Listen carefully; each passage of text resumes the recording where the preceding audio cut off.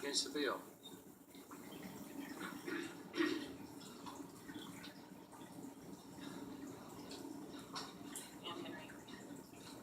Rachel, you got to get that. You got to be quick. You got to get that little one home, okay?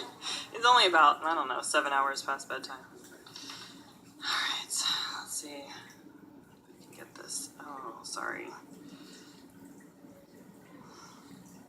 Okay. My name is Rachel Gonzalez, and I'm the mother of 3. My family and I have traveled to Austin today to defend the rights of all of our children, namely our 7-year-old transgender daughter, Libby. Rachel? Yes. Just for the record, I have you representing yourself, okay, against the bill, okay? Yes. You got it. Go ahead. As a mother, I've spent significant time researching the best of everything for my children. Baby carriers, preschools, summer camps, the list could go on and on.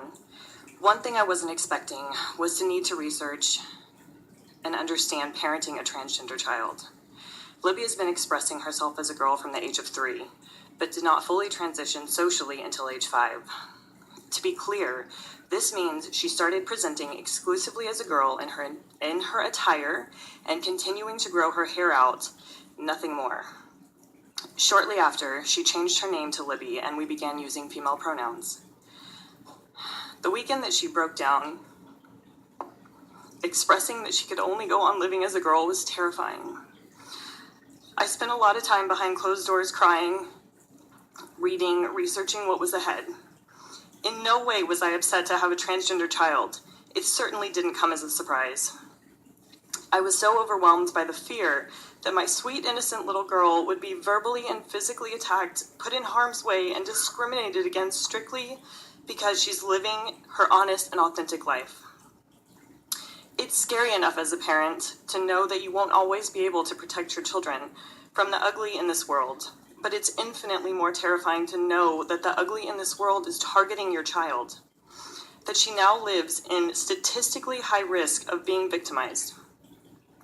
We have sought support of many professionals and therapists along this journey to better understand our child and provide the most loving environment possible at home and at school. Her primary school and now her elementary school have fully supported and accepted her. In fact, she's never met a moment in school that she's ever felt threatened or that her educators and classmates have not fully supported or loved her for living an authentic life. She's a normal little girl, living a normal little girl's life. She's very excited that we're nearing swimming season, her favorite pastime, along with ballet, reading, and playing with her dolls. HB 2899 would remove my daughter's school's ability to keep her safe, should any issue arise in the future. Her school would be stripped of any ability to protect her. We have been reassured many times by her teachers and school administrators that we have their full support. They know who my daughter is and only have her best interests at heart. We are all having a very hard time understanding why our legislators are attempting to manipulate our teachers' abilities to care for their students on a state level. Her father and I have a responsibility as her parents to ensure her safety at all times. It is enormously disheartening. You've done really good. Can we start wrapping up? Yes. Many families in Texas, including my own, are counting on you to keep our children safe. Please do not let us down. Thank you for your testimony. Members, any questions? Thank you. Frank Gonzalez, here representing himself. Speak against the bill.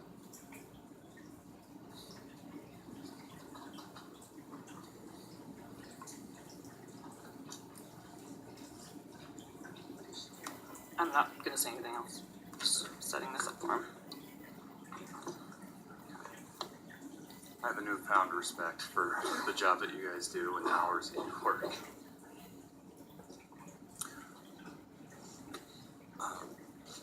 My daughter had prepared a statement for you. She was planning on testifying for herself. May I read her brief statement? Well, Okay, I wish you could, but I gotta No problem. follow the rules. So. Thank you. My name is Frank Gonzalez, and I'm a resident of Dallas, Texas. When my wife and I decided to buy a home, we purposefully sought out an area that was ethnically diverse, as well as economically diverse.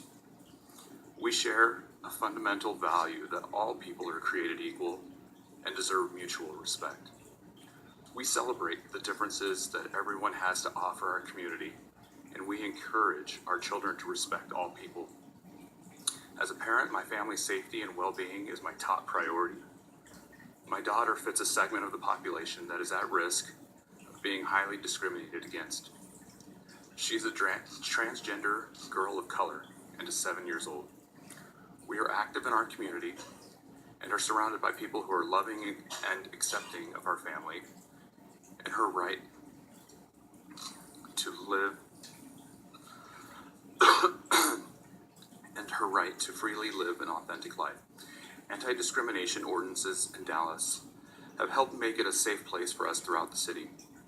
In fact, most times I do not give it a second thought of where I am and if I have to be fearful of blatant discrimination or violence. If this bill were to be made law, my family would become a target for hate groups and lawful discrimination. Protecting a marginalized group of people does not take away from anyone, nor does it give any preferences to these at-risk populations. It keeps communities safe. To pass this bill would send a clear message that Texas does not value diversity. Texas does not value people who come from different backgrounds, and Texas does not care about all of its people, only those who fit the current image of privilege. I'm here to ask you to oppose House Bill 2899 and reject all similar bills that have discrimination at its fundamental core. Thank you for listening to me and taking my family's safety into consideration. Mr. Gonzalez, thank you for being here. Would you do me a favor? I need to make sure I have you representing yourself and that your position is you're against the bill. So I've got it for the record correctly. That is correct. Thank you for being here. Ash